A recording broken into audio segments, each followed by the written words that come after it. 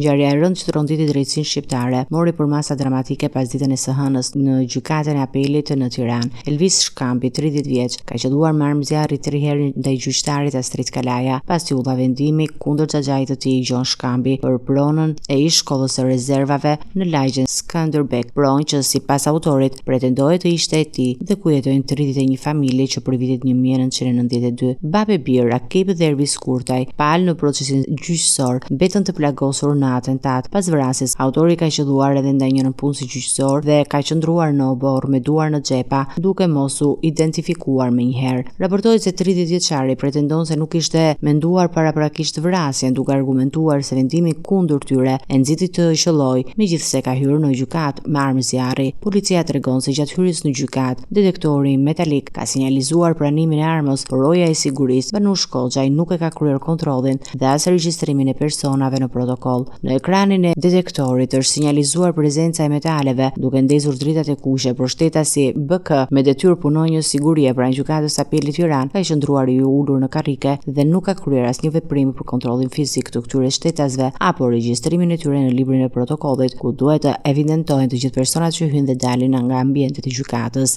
Gjon Shkambi, 56 vjeç, dyshohet se kishte djeni për planin e nipit dhe nuk ndërmori asnjë veprim. Roja e gjykatës akuzohet për shpërdorim detyre. Ndërkohë, një vit më parë, xhaxhai i Shkambi kishte paralajmëruar në një emision televiziv për veprime të dhunshme lidhur me konfliktin për pronën. Të arrestuarit përballen me akuza të rënda. Elvis Shkambi, vrasje funksionarëve publik në bashkëpunim, vrasja në rrethana cilësuese mbetur në tentativë ndaj 2 personave dhe mbajtje pa leje. Gjon Shkambi, vrasje funksionarëve publik në bashkëpunim dhe vrasje mbetur në tentativë. Banush Koxhaj, shpërdorim detyre. Si pasojë e ngjarjes, seancat në gjykatën e apelit dhe të gjitha gjykatat e vendit janë pezulluar për sot, ndërsa flamuri është ulur në gjysmështisë. Sot do të mbahet një ceremoni private për gjyqtarin e ndjer, ndërsa nesër do zhvillohen nderime shtetërore në pavatin e kongreseve. Astrid Kalaja do të përcjellet për në banesën e fundit në Shkodër në 8 tetor. BBC, CNN, Al Jazeera dhe deri tek The Guardian, mediat më të mëdha botërore, kanë pasqyruar me tronditje ngjarjen e rëndë që ndodhi në Tiranë, ku gjyqtari Astrid Kalaja u qellua për vdekje brenda sallës së gjyqit. BBC thekson se gjyqtari ndroi jetë gjatë rrugës për në spital dhe se 2 persona të tjerë u plagosën në përplasje që nisi nga një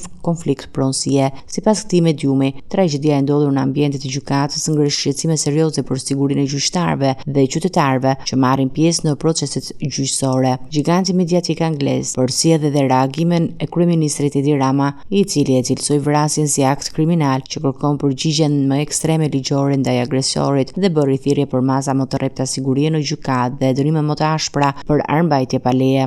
Në analizën e saj, The Guardian citon reagimin e presidentit të Republikës Bajram Begaj, që e përshkrua ngjarjen si një sulm të tmerrshëm ndaj të gjithë sistemit të drejtësisë. Ndërkohë CNN sjell në fokus reagimin e kreut të opozitës Ali Berisha, që e lidh ngjarjen me pasiguri në vend, ndërsa prokurori i përgjithshëm Olsian Çela thekson se siguria e gjyqtarëve duhet të forcohet në çdo aspekt. Al Jazeera, duke cituar të dhënat e qendrës për kontrollin e armëve, kujton se vetëm gjatë 6 mujorit të parë të këtij viti në Shqipëri janë regjistruar 213 incidente të lidhura me armë zjarri. Televizioni i Katarit nënvizon se zotërimi i palishëm i armëve në Shqipëri dënohet deri në 3 vite burg. Megjithatë, rastet e përdorimit të tyre mbeten ende të larta. Jona e ngjarjes në mediat ndërkombëtare vjen si një tjetër sinjal alarmi për nevojën e forcimit të sigurisë në sistemin e drejtësisë shqiptare.